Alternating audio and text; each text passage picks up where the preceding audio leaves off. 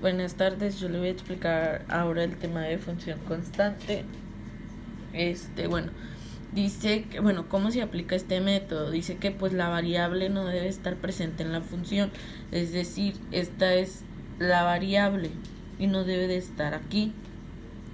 Y cuando no está aquí es una función constante. Por ejemplo, si nosotros tuviéramos así, ya no es una función constante, porque si aparece aquí en la función y no debe de aparecer.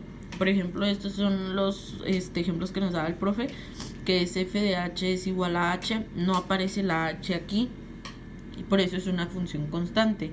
F de m es igual a 8, no aparece la m. Por más largos que sea o así, si no aparece la variable que está aquí, sí es una función constante. Por ejemplo, aquí dice que la derivada de una constante siempre va a ser 0. F de h es igual a x, no está ninguna h aquí, entonces sería f apóstrofe de h es igual a 0.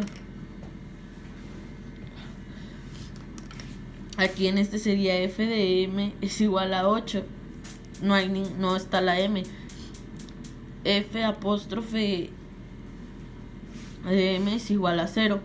Aquí por ejemplo sería f de x es igual a 8, no está ninguna x, entonces es f apóstrofe de x es igual a 0, siempre va a ser 0 cuando sea una función constante.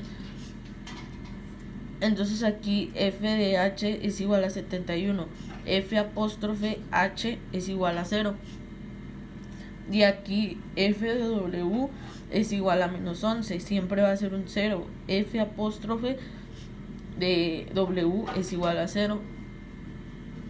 Pues realmente es un tema fácil y es todo. Gracias.